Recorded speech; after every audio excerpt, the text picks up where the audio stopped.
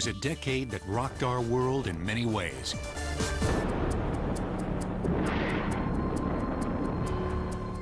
A shuttle exploded, shocking America and grounding its space program.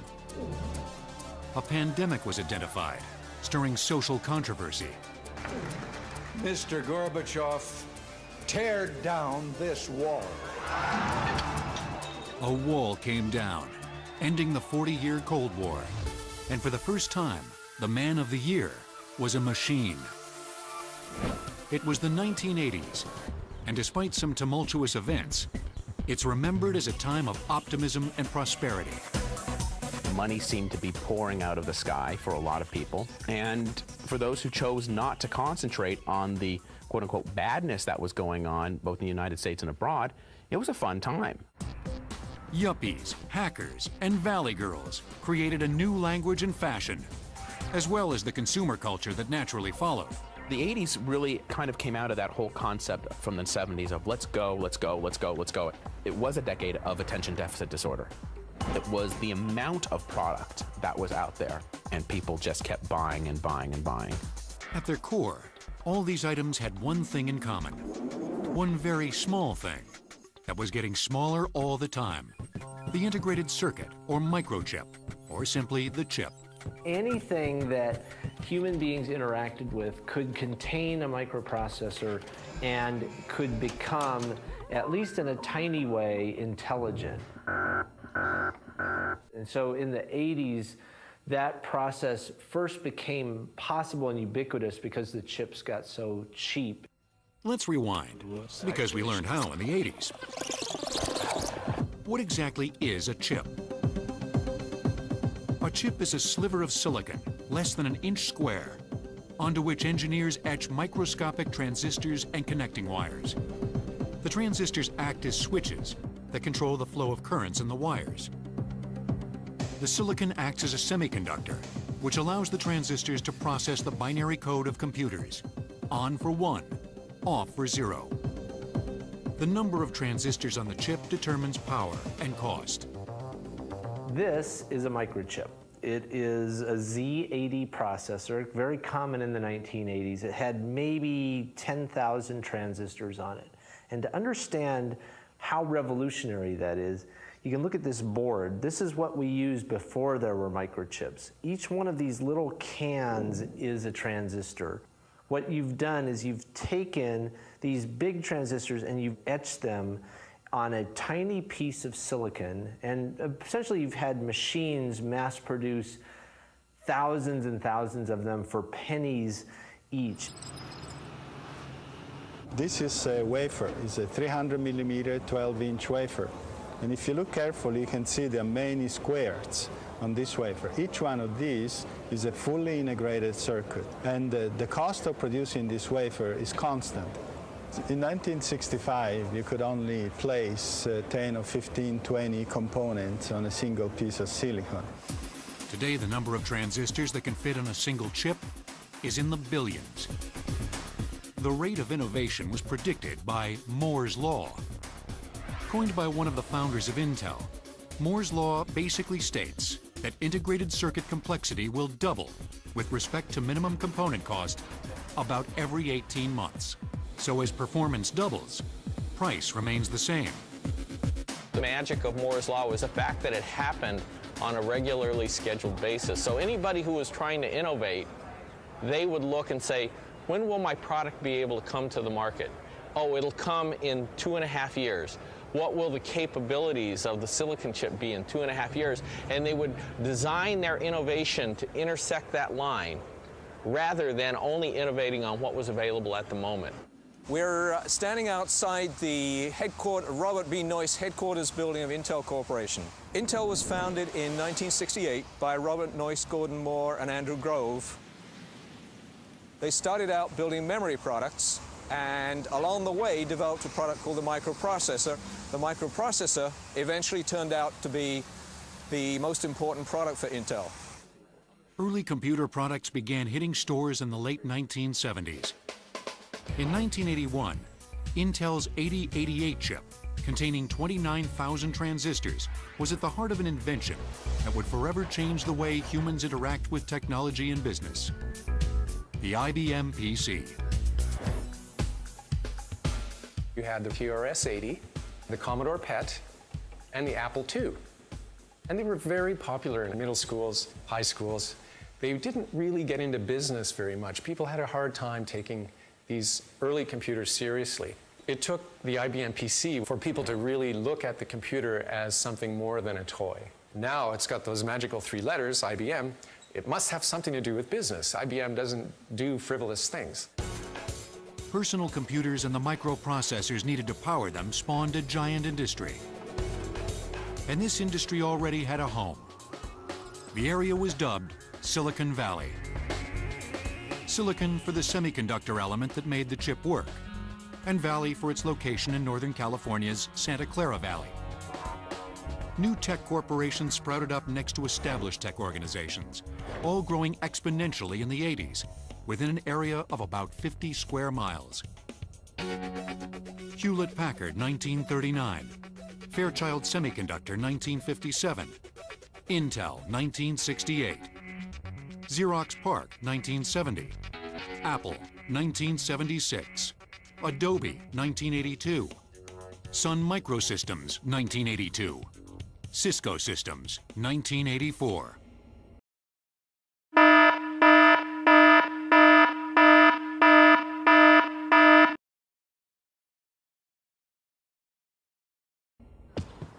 Silicon Valley now boasts more millionaires per capita than any other region in the United States.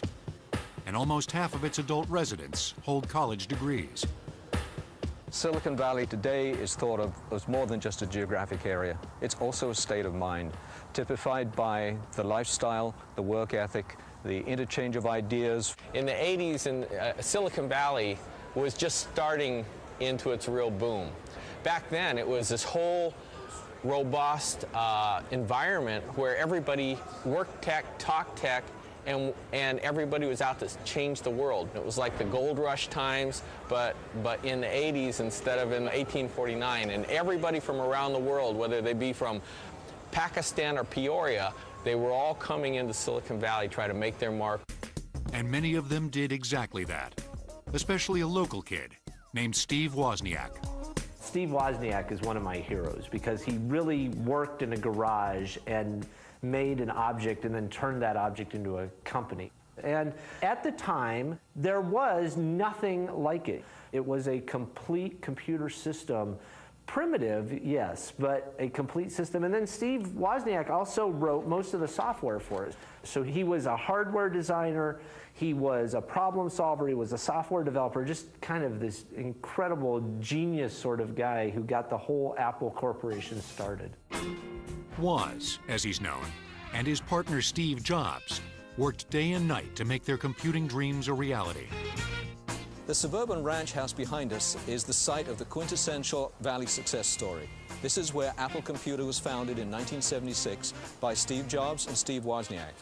They started off building Apple I computer boards in Jobs' bedroom, and they moved out to the garage when they received their first production order. That first order from a local retailer for 50 computers launched Apple and the Steves into tech geek glory. I was thinking, how do I build the absolute finest, best computer of the day? And Steve was thinking, how can we somehow build a product that will reach the masses and reach people that want to pay money to get access to a computer and to use it? And it was his idea to start a company, and I was kind of like, well, I don't know if I want to start a company. I just want to, design neat computers and things like that. So we kind of blended our insights, but we did have a goal that we were going to build a product that was so low cost it would improve a lot of people's lives, both at home and at work. The Apple I evolved into the Apple II, which most people remember. Then came the Lisa, which most people don't remember. It was Apple's first attempt at a graphical user interface, or GUI. All the computers before had been command line driven. Let's say you wanted to copy a file from one floppy disk to another floppy disk. You would have to type in commands that specified the name of the floppy disk, which might be something so cryptic as C:, D colon or E colon or F colon, and you'd have to type the name of a file, and you couldn't make one typing mistake. The GUI allowed the user to work with representative icons rather than memorized lines of code. When you're sitting at your desk thinking, how can I design a better computer? You're staring at your desk, and there's folders, and you got your desktop, and there's garbage can there. You know, I can open and close windows, and things talk to each other. And I can move folders around and throw them in the garbage and rename them. Despite this user-friendly application, the Lisa never took off because most people couldn't afford to own one. It took a megabyte of memory to do that kind of computer, and a megabyte of memory back then just cost $5,000 retail. So our computer sold for something like $10,000, and it wouldn't sell very well. But the price that's affordable has been almost the same since our first Apple II was kind of in this $2,000-ish price range. Steve Jobs pushed his engineers to come up with a GUI computer within this desired price range. And they succeeded.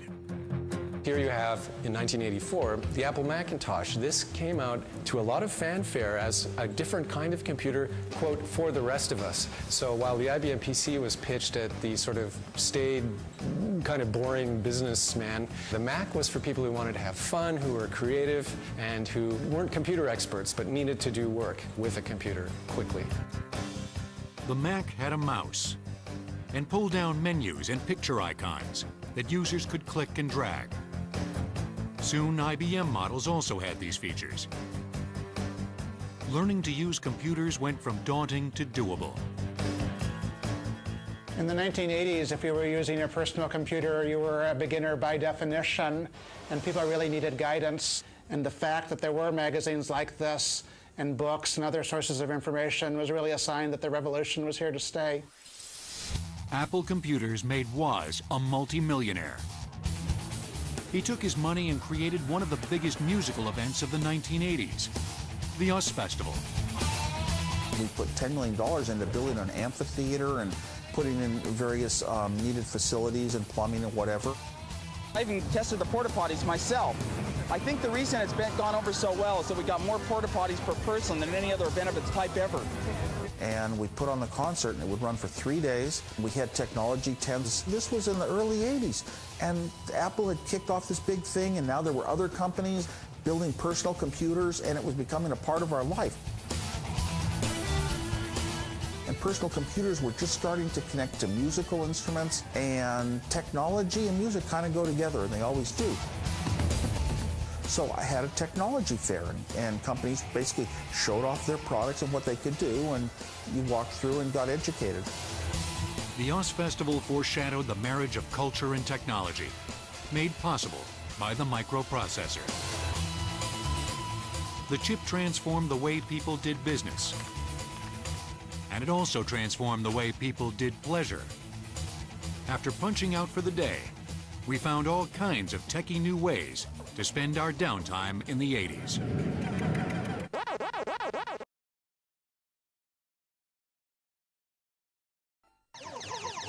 If you were lucky enough to be a kid in the 80s, you might remember spending your allowance at the virtual nirvana called the arcade, bound only by the limits of your imagination and how many quarters you had. Once just a place to play games like skee-ball and pinball, arcades now boasted the newly popular video combat games, where you could single-handedly save the world from aliens by repeatedly pressing a button. But even more popular were character-driven games, like Donkey Kong and Pac-Man. According to Pac-Man's creator, Toru Iwatani, the inspiration for the character came from a pizza with a slice missing.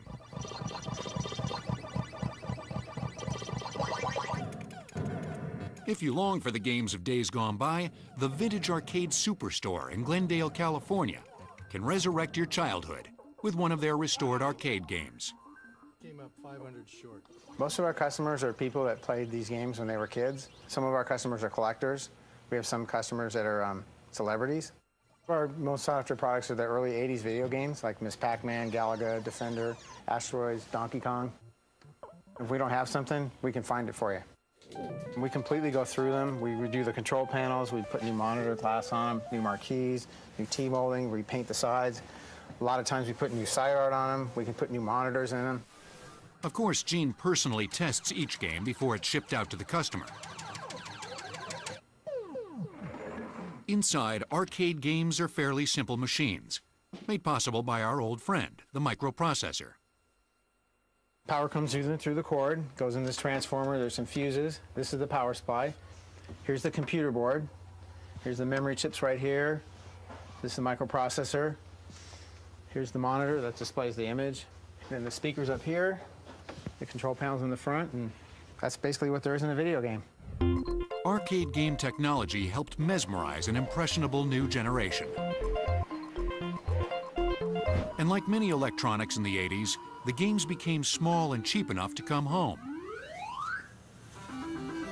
Sales of home video consoles like the Atari 2600 boomed. There was some interest on the part of many parents in acquiring home games so that their children would be playing at home as opposed to going out into this unknown space of the arcade where the parents would lose control over their children. From the kids' point of view, the games that were conversions of popular arcade games for home consoles tended to be inferior, technically speaking. Inferior or not, home video games were a hit. Atari founder Nolan Bushnell seemed to have discovered a formula that worked, at least for a while. A 2600 contains a very, very simple microprocessor running at maybe 1 megahertz, and that primitive nature allowed it to handle only games that were two-dimensional with just a few colors and a few little objects that were moving on the screen. Bushnell allowed an open culture of game development, meaning that other companies could produce cartridges that were compatible with the 2600. Some of the games weren't exactly top-notch. As a result of that, Atari, in a way, kind of lost control of that platform. That led in the early 1980s to kind of a collapse of the industry. The game makers that followed, like Nintendo, learned from Atari's mistakes. They patented and coded their consoles and insisted on strict quality control guidelines. Despite some awesome innovations in video games and graphics over the years, we still look back nostalgically on those games from the 80s. If you poll, say, university students today, more than 50% of them have played with an Atari 2600 still to this day. It's, for some reason, it's maintained its popularity. The Atari 2600 nailed a certain kind of interactive play experience that's possible on a very simple platform. They're really timeless games. If games weren't your thing, then you may remember other television-related breakthroughs. MTV, CNN, and HBO were a few of the specialty cable channels making a big splash on the tube. But you couldn't possibly watch everything. Or could you? Enter the VCR. It allowed people to capture television and not have to schedule their lives around their favorite program anymore, because now they could go and throw a tape in the machine, set the timer, record, and go out and do whatever they needed to do. Despite the fact that the clock always seemed to think it was midnight, VCRs enabled us to record a show at its regularly scheduled time and then watch it later. And it sounds so simple today, but that was a big deal at that time. The phenomenon that resulted was this notion of time shifting. Of course, the other thing that happened, people found the fast forward button, and then they could skip through commercials or parts of the program they weren't interested in. Consumer VCRs were introduced in the mid-1970s, but few households actually had one until the 1980s. In 1990, over 200 million VCRs were sold worldwide. When you were buying one in the early days, you had a big decision, which was, did you want Beta, which was Sony's tape format, or VHS, which was from JVC, and the two formats were completely incompatible. The differences between the two technologies led to a format war, and only one would be left standing. Both machines essentially did the same things: record and play back video after a cassette was inserted. In record mode, a VCR uses a rotating recording head that makes contact with the tape inside a cassette. As the tape moves past the spinning head, It records an analog signal of each frame as a diagonal stripe on the tape. Another head records sound and tracking information on the edge of the tape. In playback mode, the rotating head lines itself up with the diagonal stripes by using the tape's tracking codes. As the head rotates over the stripe, it reads the information for the image and sends it to the TV. A separate head reads the sound. The similarity between Betamax and VHS ends there. Betamax had slightly better quality because it used a larger head to read the tape. And that larger head meant that they could put a little more detail on the tape and get a little better clarity. And that limited the tape's maximum length to 60 minutes when the Betamax decks first came out. VHS was able to fit up to 2 hours on a tape, and because most movies fit in a 2-hour tape, that gave JVC a big advantage in the home rental market. Video rental stores popped up on every street corner, and it soon became common to rent a movie on tape and watch it from your couch. Unlike Sony, JVC saw an advantage to licensing their technology to many other electronics manufacturers. The competition lowered VHS prices, attracting more and more buyers.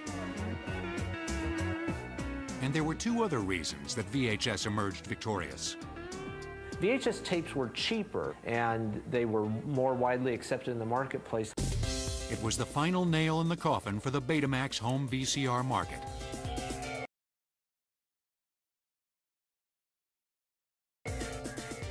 '80s technology helped us kick back at home, but products like the Walkman and cell phone showed us that we could get tech to go.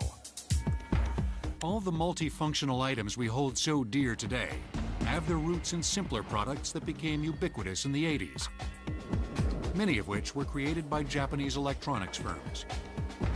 In the '80s, you saw the advancement of a whole bunch of devices from Sony, from the Walkman to the CD player, the VCR, the Handycam camcorder.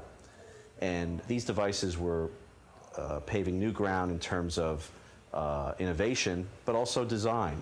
And then we saw other Japanese-based electronics companies follow Sony. In fact, there are one or two that have sort of referred to Sony as their R&D department. Nowhere was Sony's leadership more pronounced than in the realm of music reproduction technology. You started with home stereo systems. Those were shrunk down to a boom box, which you would carry on your shoulder and blast to everyone around you. And then came this, the Sony Walkman, which was just a total revolution. You could take your own songs, mix them onto a cassette, load them into a Walkman, stick it in your pocket. The headphones made it sound incredibly good. It was made possible by magnet technology that allowed them to shrink the headphones down to a very small, lightweight package.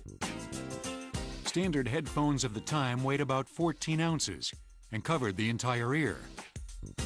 Sony was able to miniaturize headphones to about 1.5 ounces by replacing ferrite magnets with much stronger and smaller samarium cobalt magnets. The Walkman sends an electrical signal carrying the sound wave that the headset must reproduce. The signal creates a magnetic field in the coil that attracts or repels the samarium cobalt magnet. The coil's movement causes the headset's diaphragm to vibrate, creating the sound waves that you hear. It was the first time people could listen to music, any music they wanted to, anywhere, anytime, any place, frankly, without disturbing anybody else. It seems very simple today, but at the time it was pretty revolutionary, and it really did create a whole movement in terms of lifestyles and behaviors and the way people entertain themselves. But you still had to carry around those clunky tapes that degraded over time. Even the Walkman couldn't save the ill-fated cassette. Because in 1982, Sony, with some help from Philips Electronics, upped the ante yet again with the compact disc. For decades, we had wax and then vinyl discs, and then we saw the 8-track tape, which was eventually obliterated by the cassette tape.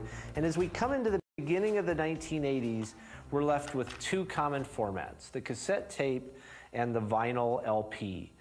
These were both replaced in the early 1980s by this, the compact disc. The CD is a total revolution.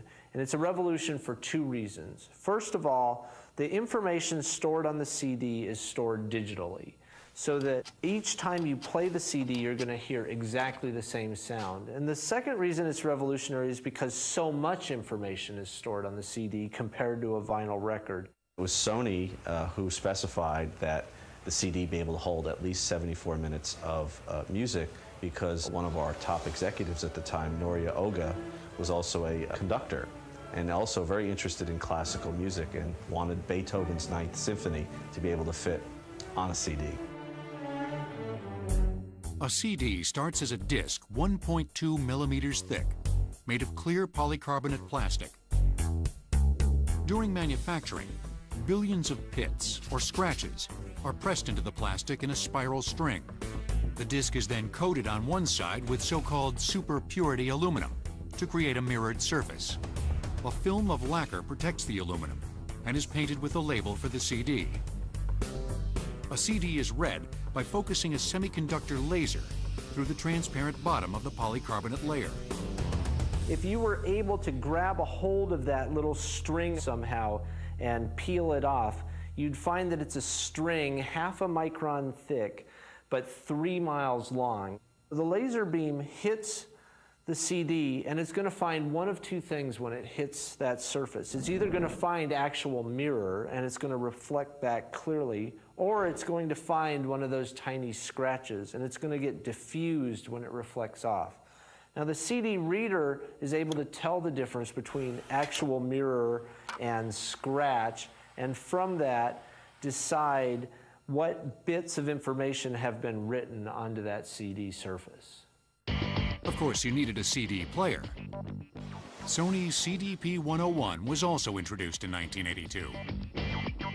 Now the trick was to convince consumers to repurchase all their music on the new format. But as people heard it or visited with friends or somehow came in touch with CDs and the quality of the music and the amazing fact that it would always have this great quality, it got adopted very quickly. Also, we came out later with the Discman, which was a CD-based version of the Walkman, making CD a medium for portable music enjoyment. While many used technology to retreat into their own worlds, some embraced it for more social reasons. The first commercial portable cellular telephone, Motorola's Dynatac 8000X, showed us that we could stay in touch on the go. You had the normal telephone, then you had the car phone, and then you had the beginning of the portable cell phone. And we look at this now as totally comical because it's so gigantic. It weighs about 2 pounds, but this, at the time, was possibly the coolest object that a person could own. It cost about $4,000, maybe $1 or $2 per minute to use it. But it had no cord, and that's what mattered most. Like modern cell phones, the brick was basically a sophisticated radio system. When you dial a call, your phone sends a radio message to a cell phone tower nearby. The tower sets up the call with 2 frequencies, one frequency for your voice and the other for the voice of the person you're talking to. This radio system can transmit on hundreds of different radio frequencies, so each tower can handle dozens of calls at once without one call interfering with another. If a phone is moving, its signal transfers from one tower to the next, spaced about 2 miles apart. Cell phones eventually went from analog signals to digital, and like everything else, they got smaller, faster, and thankfully cheaper. Prompting that all-important 80s question, who are you going to call? Pocket Tech was here to stay, and it proliferated into all forms of entertainment and communication. But was there a downside? The more technology we get, the more it becomes embedded in us, the more we're plugged into our iPods, the more we're on the cell phone. Maybe there's less and less reality in our lives and more mediation of reality through these electronic devices. The 80s got us digitized, downsized, and on the go. When we had so many toys, we needed a cool car to transport them all. And in 1981, a visionary vehicle showed us a portal to the future.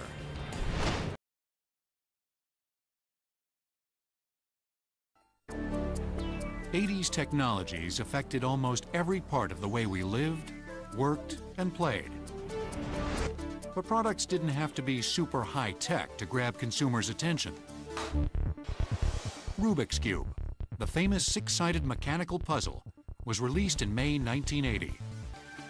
By 1982, more than 100 million had been sold worldwide. The object is to rotate the various segment rows until all sides of the cube are a solid color. And no cheating by peeling off the stickers. Invented by Erno Rubik, a Hungarian sculptor and professor of architecture, the cube has about 43 quintillion different configurations. But it's advertised as having only billions, because the concept of quintillion is too difficult to comprehend. Now, what's so interesting about this puzzle is that it's so low tech. And if we can just take a moment to get inside of this, we can see exactly how it was put together. The cube uses a central armature with 6 arms and 6 affixed squares. 20 carefully shaped cubes interlock with one another and the armature to form the 6 faces of the cube. This allows the sections to rotate independently. Despite the vast number of possible positions, some algorithms have revealed 22 moves as the fewest necessary to solve a jumbled cube.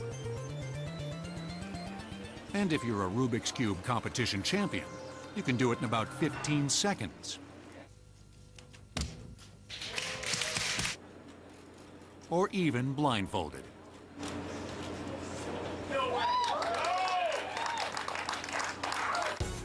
To date, retailers have sold 300 million Rubik's Cubes and imitations, reportedly making it the world's top-selling toy.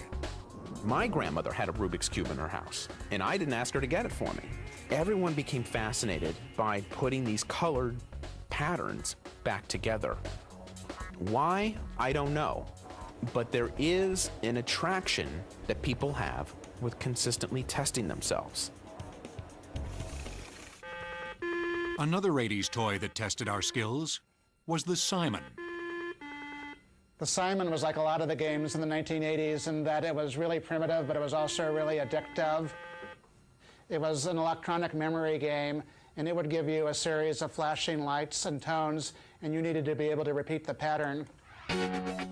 Invented by electronic games guru Ralph Baer, it was based on the children's game Simon Says. Simon's a computer. Simon has a brain. You either do what Simon says or else go down the drain. Not only did you have to test your memory, you had to test your speed and agility. Because the farther along in Simon that you went and the higher levels you got, the faster it went. What was revolutionary about it was that it was one of the very first electronic games that had a microprocessor built into it and that normal people could afford. So that microprocessor had to remember the sequence that had already been displayed and then generate a new random number that would tell it what to display for the next element of the sequence. You can still buy a Simon today. Just like so many other devices that originated in the 80s, it's just new and improved, and smaller. Everything we have in our home, the advances that we've had in our home electronics, all began with devices that became standard in the homes of the 1980s. People don't really realize that the 80s really were as long ago as they were, simply because the devices that we had then, we're still using now. We're just making them better. In December of 2005, PC World published an article called The 50 Greatest Gadgets of the Past 50 Years. And it's one of the most popular things we ever did because people are so passionate and nostalgic about the gadgets in their life. And a lot of the ones that they like best are the ones that were really popular in the 1980s, such as the Simon, which was 38 on our list, one of the first popular electronic games, as well as Motorola's original Dynatac cell phone, which was number 35 on the list. And the number 1 item on the entire list was Sony's original Walkman, just because it's the device that started the personal music revolution. Devices popularized in the 80s spawned a lot of revolutions. And as engineering innovation continues its symbiosis with ever-increasing computing capacity, who knows what those devices will morph into next?